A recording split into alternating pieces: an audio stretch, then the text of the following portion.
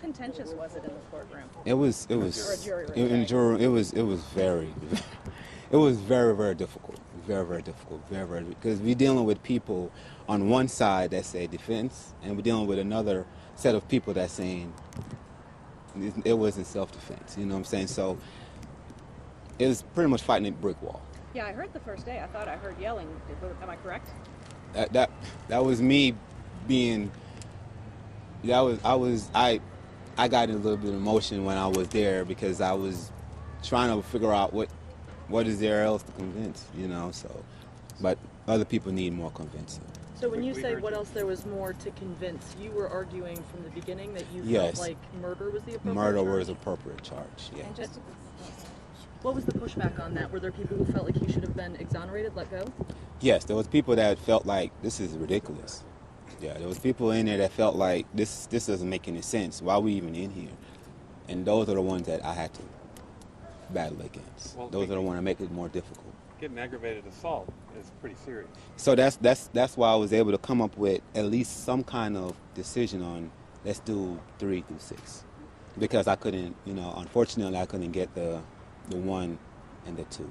That's why the young lady that was crying. I was going to say, there were jurors who were crying. Address that. And the reason why she was crying is because I had to, you know, we had to talk to her and try to get her to understand that we're the best that DeKalb County probably going to find to put on this jury team. And if we don't come up with some kind of verdict, we're not going to be on the next one. And because we're not going to be on the next one, we don't know what may happen. You don't want to sit at home knowing that you could have done something. So that's when the crying started, because she know she could not get what we all started off with. Address So the you feel racial. like this was a real compromise? Yes. Can you address the racial dynamics at play here when you were watching this trial take place? Well,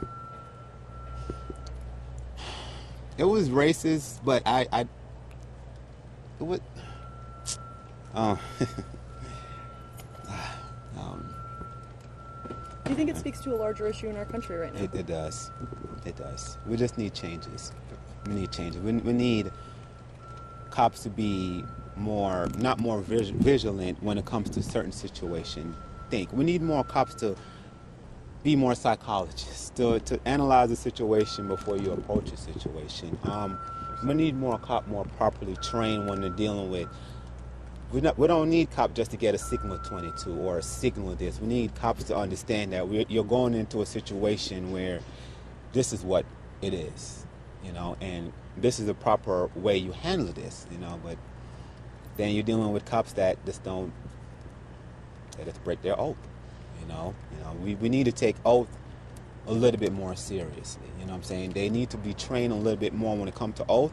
They need to have a clear understanding that violation of oath could be just as bad as aggravated assault. You know what I'm saying? At least give them an option to let them know that if you do this, then this is what this is going to be.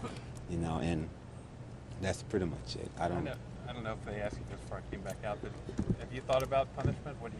Is this something he should serve time for? Yes. To me, like I said, if I could have had it my way, it'd be 1 through 6 guilty. It'd be 1 through 6, due to the fact that I seen everything I need to see. Once you lie, it's hard to believe anything else. And that's what I was going off, the lies. The lies and the lies and the lies. It helped me to make my decision a lot more quicker. And I was trying to get the other team to, that's why we requested a GBI voice all over again, you know, just to get them to be on the same page with us. Yeah, in that GBI interview, he said nobody asked me what happened. Nobody asked me what happened. Yeah. Listen to that. Yeah. So I noticed that when you guys came out for that, you tapped the juror that was next to you, young white guy, and you showed him something in the transcript, and the two of you nodded together. Yeah, what I showed him was pretty much when he lied, and he said that when the GBI expert was asking him, is there anything else? And he said, no, there's nothing else. And that's when I tapped the guy next to me to say, that's another lie. I counted 6, you know what I'm saying? So I was just pretty much letting him know lies after lies after lies that make his story not credible. And that's why it was easier for me to make my decision, but I had to convince people otherwise that, the guilty should stick.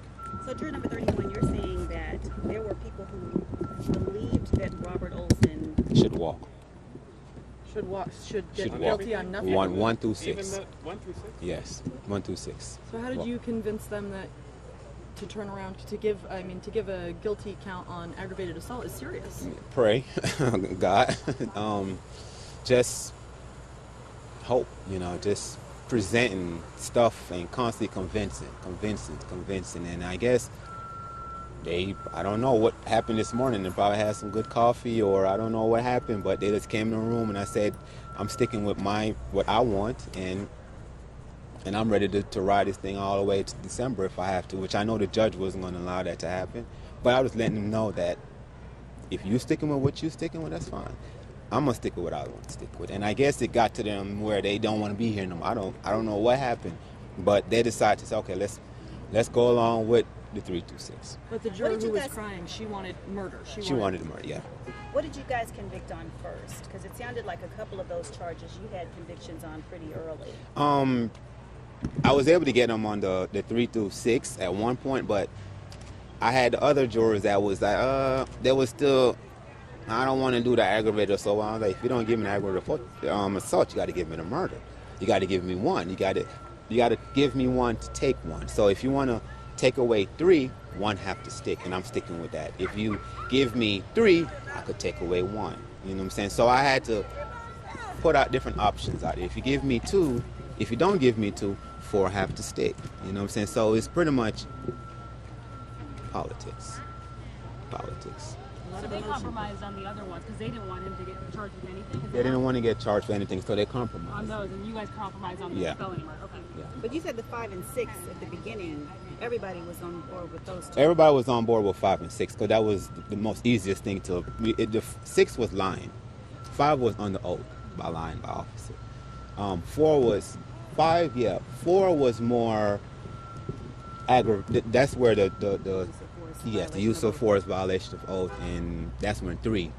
1, 2, 3 was the most difficult ones, because that's where the self-defense and the use of force, and we had to put all that together. Like my little team that I had, we had to put a sketch, things together to try to convince the others that this was not self-defense.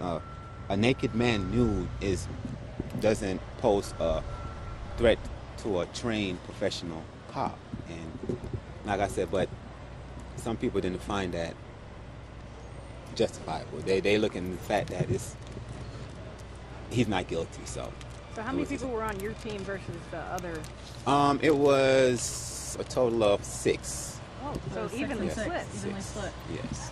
What do you think about the fact that Officer Olsen was out there on the street? What do I think about it? He shouldn't have been out there. But he was, with all the awards and all the hours that we've seen, he should be out there, but he should know how to de-escalate a situation like that. And because he doesn't know how to de-escalate a situation like that, cops like him doesn't need to be out on the street. Cops that's ready to grab that's ready to go from 0 to 10 very quickly. We don't need cops like that out on the street. We need cops that's going to think from 0 to 1, 2, 3, 4, 5, not from 0 to 10. He went from 0 to 10, and he had plenty of time to de-escalate the situation. And that's the problem that we have in America. Now, there's some cities that send counselors out with police. Yes. For Yes. Yes. Yeah. And that's what we may need. You know, when there's a certain signal, doesn't mean in hospital the security guards don't walk around with guns, because they know a patient may grab the gun. As a trained officer, if you pull out your gun, you shouldn't have to pull out your gun unless the posting person poses a threat. A nude man is not a threat. So, like I said, he should have used a good old fist if you have to, you know. And when I was trying to let them understand that when you see a firefighter, you expect a firefighter to go in a burning building and rescue. You're not expecting a firefighter to say, "I'm not going in there. That's not my job to go in there." You're not expecting expecting a firefighter. So when we call a cop, we're expecting a cop to de-escalate a situation, not turn to the most deadliest arsenal you have on your belt. And that's where he went wrong. And that's where I had to come in to make sure that the others see that that's where he did wrong. So, Ask you one final question. You saw Carolyn? How was that? Carolyn, the mom, Anthony's mom? Yes. I'm sorry, I didn't That's recognize okay. her name. Well, I told myself after the case I will have to go see his mom and the father because, like I said, I have a son, and it hit me close. You know what I'm saying? So I had to talk to her and give her a clear understanding on the reason why the verdict was the way it is. Because if I didn't let her know, all kinds of stuff is going to go through her head. So that's why, as you can see, I'm the only one that stayed and make sure she understand fully from one of the person that was on the team. Because if I walk away, she will have all kind of stuff, rolling through her head, and I didn't want her to have that. She already have to worry about what she have to worry about. So at least thing I could do is bring her some closure than no closure.